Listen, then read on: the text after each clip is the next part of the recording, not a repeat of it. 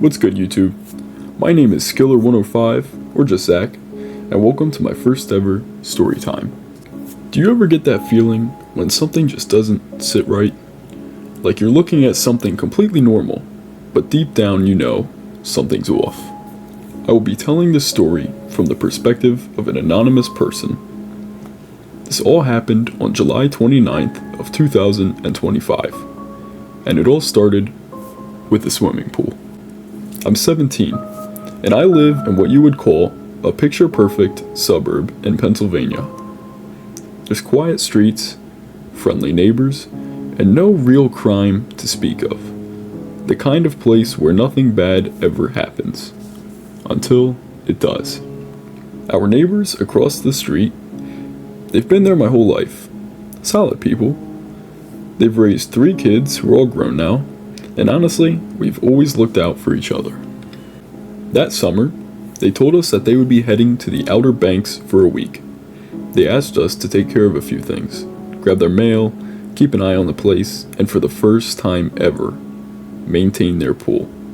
And get this, they even gave permission to use it. The first couple of days were nothing but routine. Mail collected, packages brought inside, and the pool was taken care of. On the second, or maybe the third day, my dad, 2 of my siblings, and I decided to take them upon the pool offer. The water was perfect, the air was warm, and for a little while it was fun. But before I got out, something caught my eye. The back of their house. I'd never really seen it from that angle before, and for some reason it gave me chills. All the windows staring back at me, completely dark. I half expected to see someone looking out at us. Of course, nobody was there. Or so I thought. Fast forward to about 10:30 that night. I'm in the shower, ready to crash for the night, when my sister calls to the door. She said, "Don't turn any lights on when you're done." I had no idea what that meant. I figured maybe my mom just didn't want me staying up. After all, it was a long day. But the second I stepped out, I saw both of them, my mom and my sister, peeking out of my sister's upstairs bedroom window. Then my mom looks at me and says, "I just saw someone sneak into your neighbor's backyard." My stomach dropped. Nobody should have been there.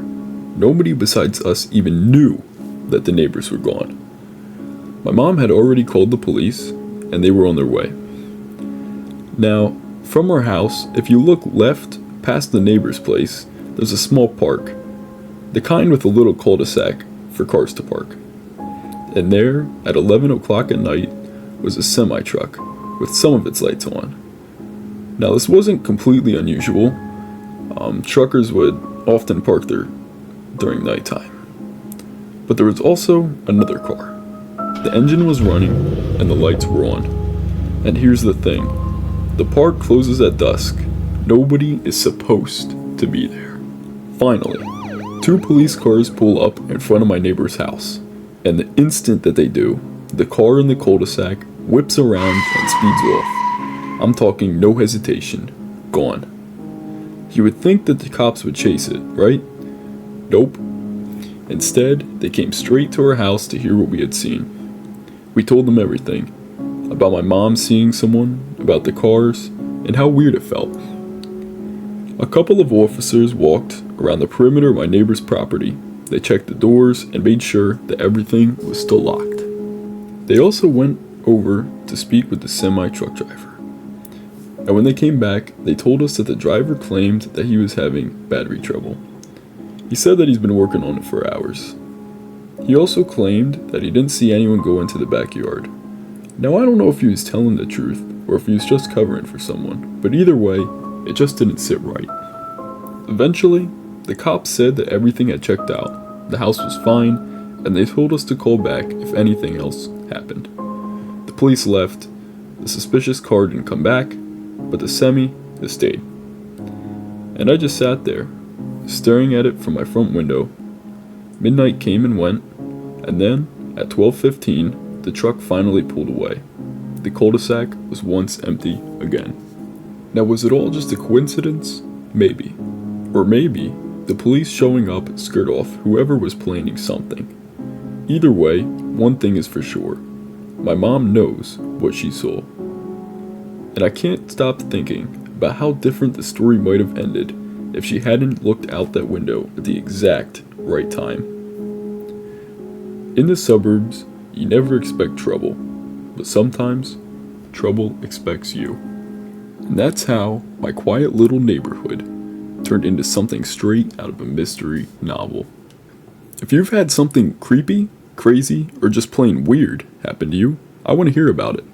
You can send your story to me over on Instagram. It's Skilla105. It's also linked in my YouTube bio. And who knows, it might be featured in a future video. Speaking of future videos, I've got some wild ones coming up.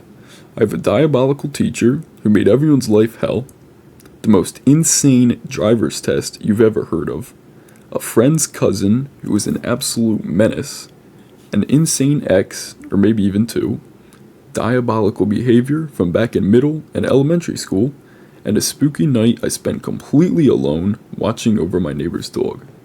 So if you enjoyed this video, make sure to like, subscribe, and hit the bell so that you don't miss the next one. Thanks for watching, and remember, even the safest places have their secrets.